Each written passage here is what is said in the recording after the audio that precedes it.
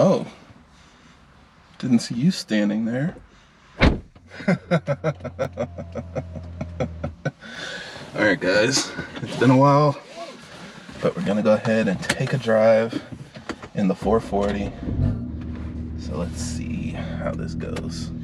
I know it's been a while. I haven't done a video in this car in a very long time, and a lot of you guys have been asking me, you know, what's going on with the 440? Why haven't you seen it on the channel?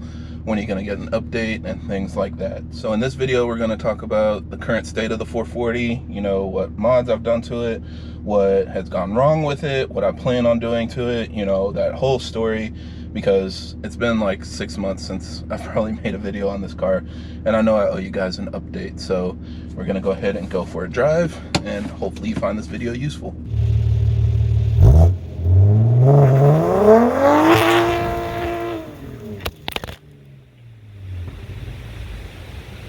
Now, as always, for everybody that's new to the channel, I create these videos to help keep you updated on the latest developments in our community, as well as discuss technical topics so that we have a better understanding of how our engines work.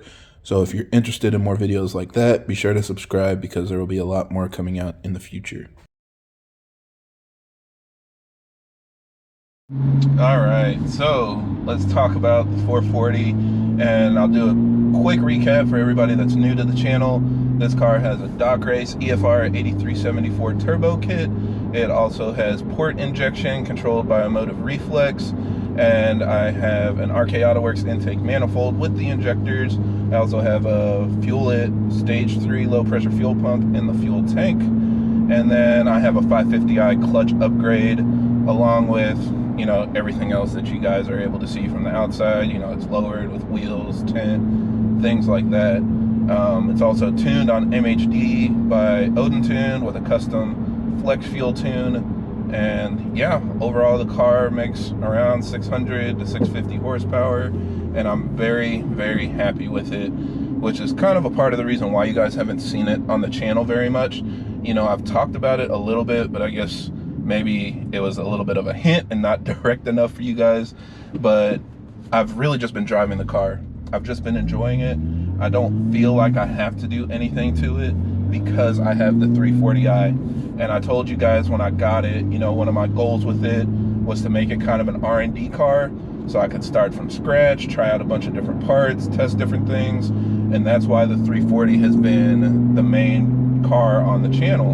I'm able to do all my DIYs on it. I'm able to kind of start from the ground and build up. And also, I mean, just on a more personal level, the 440i is my baby. You know, I bought this car brand new, spec'd it exactly how I wanted it. This is the first car that I've ever actually ordered and waited for it to come in and gone through the whole delivery process. So I have some very personal goals with this car. On the 340, I'm a lot more open to trying different things, you know, so that's why I just do stuff to it just to see if it works or not. And it doesn't matter how it looks or how it necessarily changes the performance or anything like that. Whereas with this car, I have a much more personal relationship with it. And at this point, it's done, guys. It really is done. I know this is like kind of taboo to say in this kind of car world. A lot of people either just assume you're lying or you don't know what you're talking about. But I really have no other plans for the car. It's at a great power level that I feel like the car is very consistent. I also feel like it's fun. You know, I don't necessarily feel like it needs a lot more power. And if I do go for more power, it's going to be a pretty expensive endeavor. So it would take a lot to motivate me to actually go that far with the car.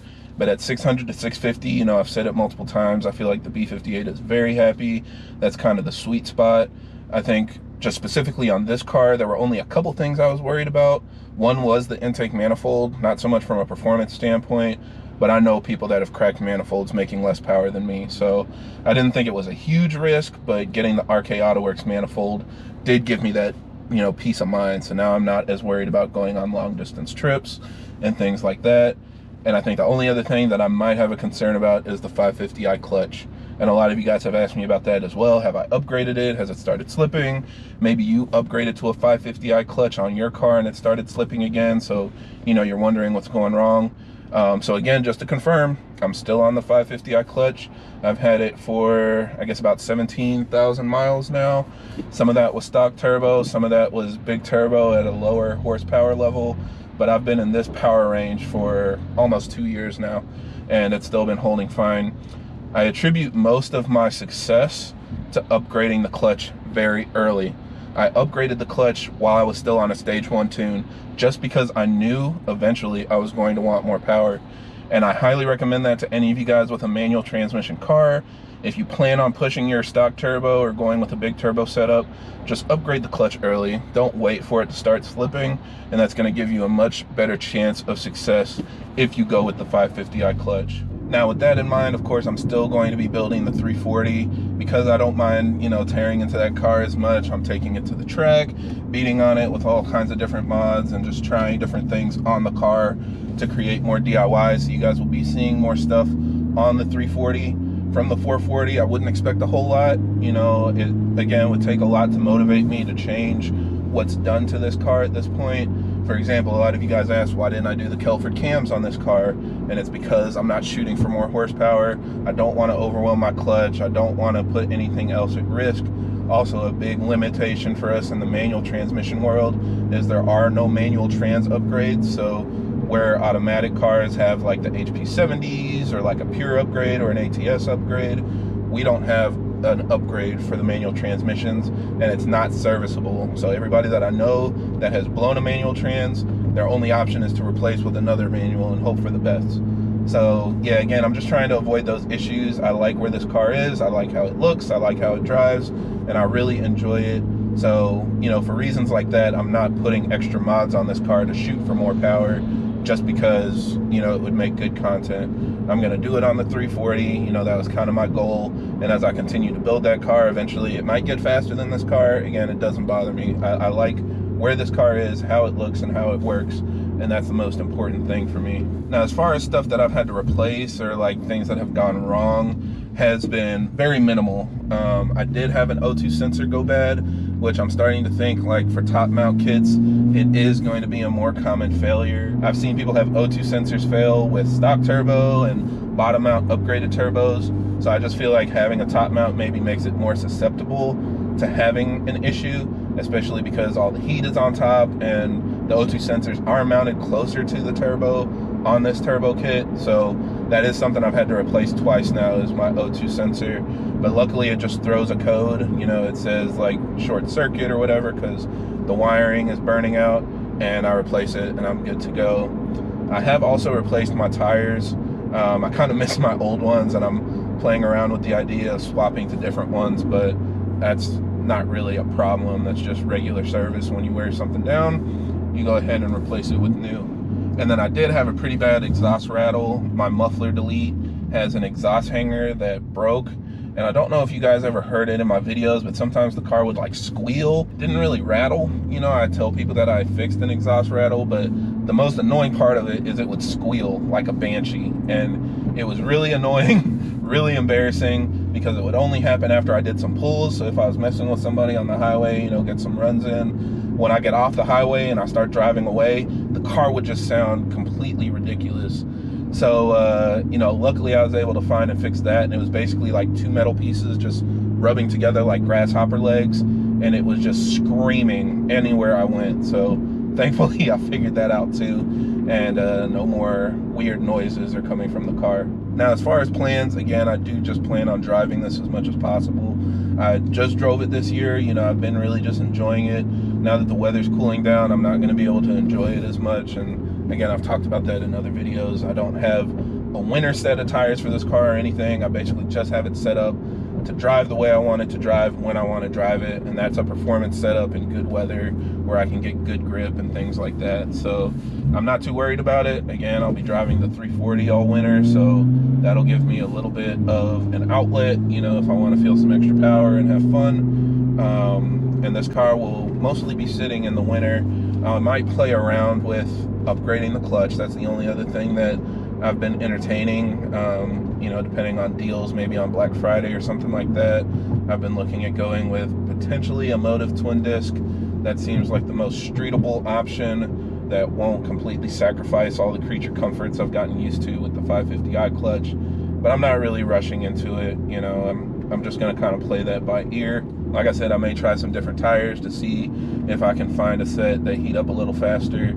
I might get the RE71Rs or something like that.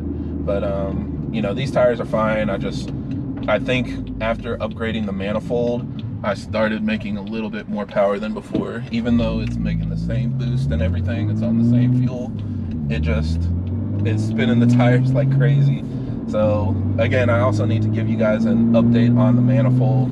I'll be making a video to review the RK Autowerks manifold versus the BimmerNetwork manifold versus stock, go through all the data that I've gathered this summer and stuff like that, so you guys will be able to see what the different products can do for you depending on your priorities and kind of what you can expect when you make an upgrade. And we'll go over my recommended upgrades depending on your goals and how you're going to drive your car and things like that.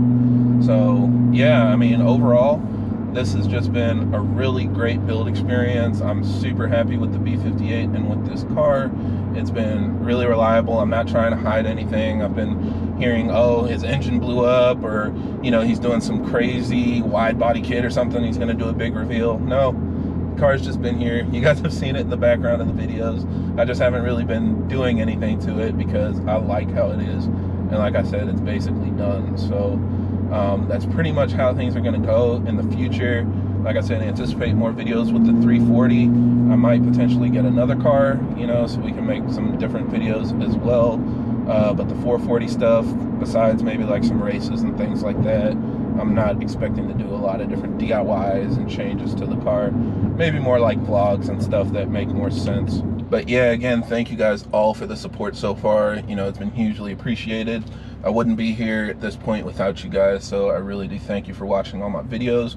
Let me know if you have any other questions about the 440. You know, I think I've answered most of the common ones that you guys have asked me in DMs and stuff like that.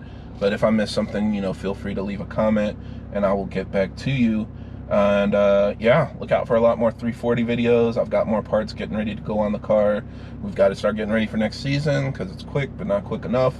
So like always, you know, we're going to mess it up and try to make it faster and sacrifice all the other creature comforts that BMW gave us. That car is probably going to get the works in the future. But yeah, for now, I think that's it for this video. So thank you guys for watching, and I hope this helps.